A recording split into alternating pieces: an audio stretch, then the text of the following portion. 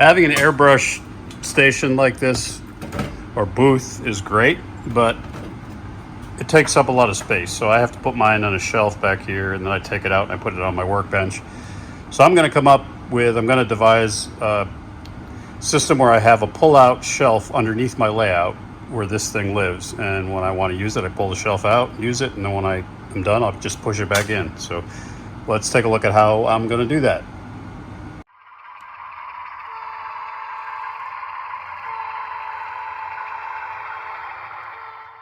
Howdy YouTubers, I'm going to do something a little different today. Rather than work on the layout itself, which I love to do, I'm going to work on some infrastructure underneath where it'll help me do some of my work.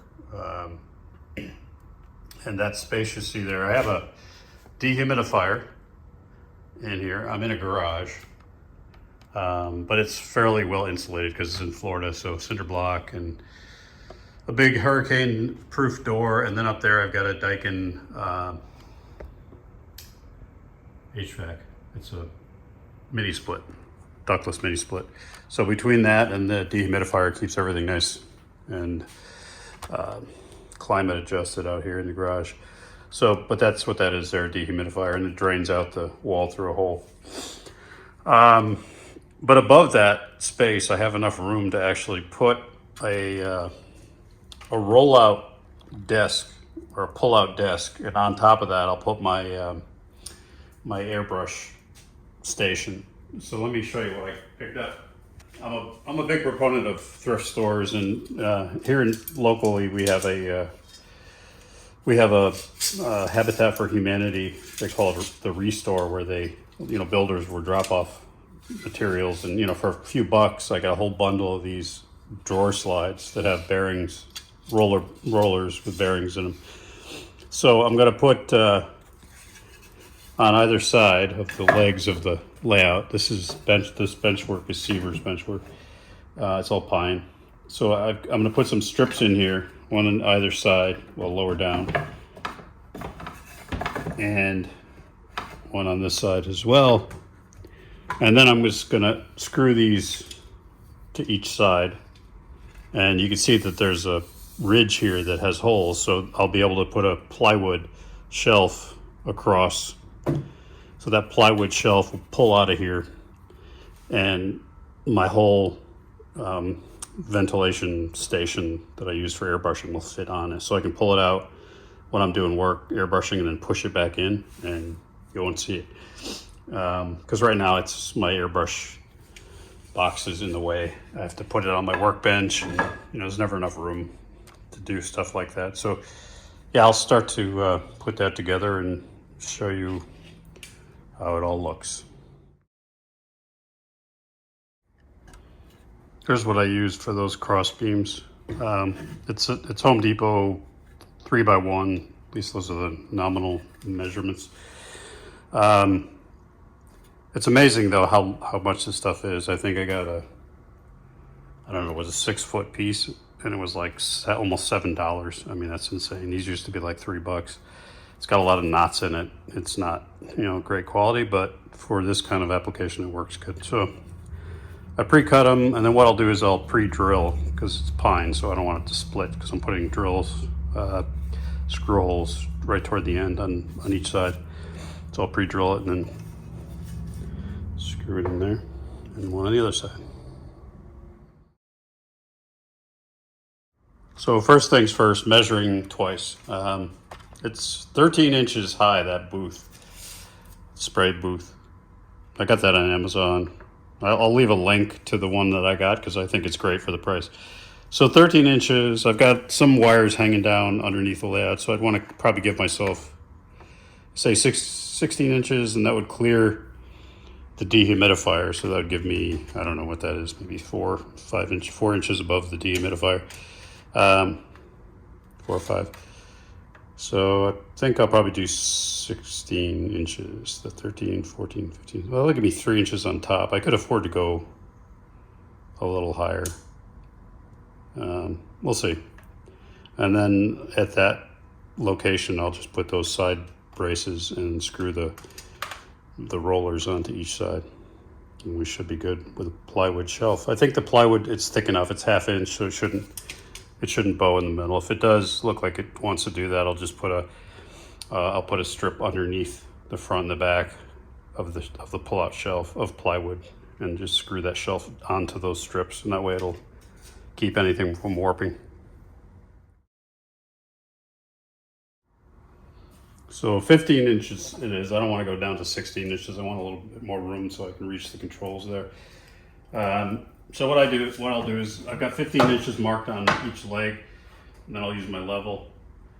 I don't know if you guys have this problem, but when you have a level that you use a lot, you almost have to try it on one side and then flip it over and try it on the other side. There's kind of take the average, because these things sometimes they get off calibration over the years, or if you've got a newer one, you maybe don't have that problem. I do everything at least twice when I'm measuring, because I want that shelf to be pretty level. So those marks look about level.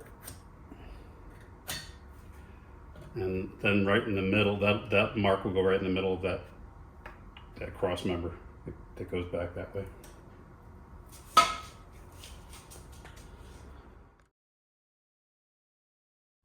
Well, they say the best laid plans of mice and men don't always work the way they were planned. So what I ended up doing is just scrapping these cross beams and just drilling right into the side here with the bracket.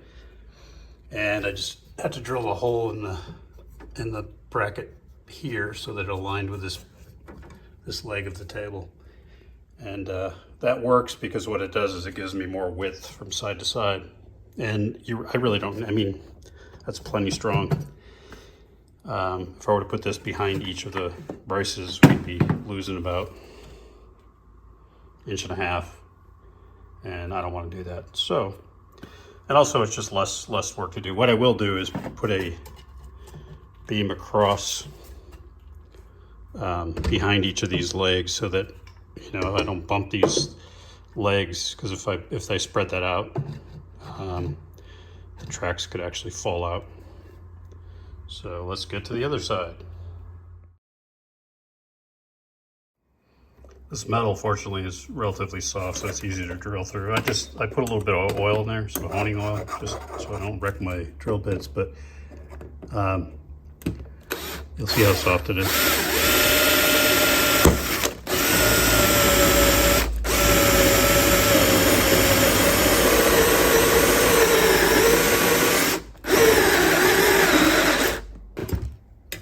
That's it.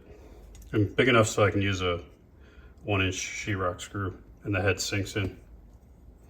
So we got a hole on that end, and we got a hole on this end here. So we'll go put it on.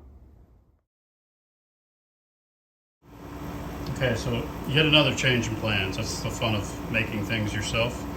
To give these things some torsional strength, so when the shelf is out, if you're leaning on it, I didn't want this metal to kind of bend or flex, so I put a 1x3 behind it, and I just screwed it to the front of the leg here, and then I bored an angled hole at the top just to go into the back leg there to hold it, and then I just screwed the bracket into this. I'll do the same on the other side, and then what I'll do on the bottom to tie the two sides together is I'll just put a piece that goes across the bottom. That way the two brackets don't spread apart. Now I've got these cross beams attached to the bottom to keep these legs from spreading apart. And you can see the track there. I think I'm going to get thicker plywood though. Right now I've only got 1/2 inch.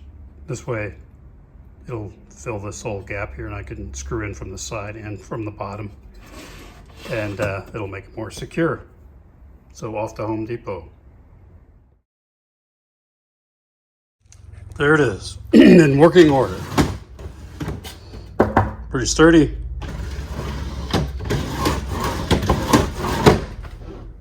I'll put the painting booth on it, see how that does. Let's check it out.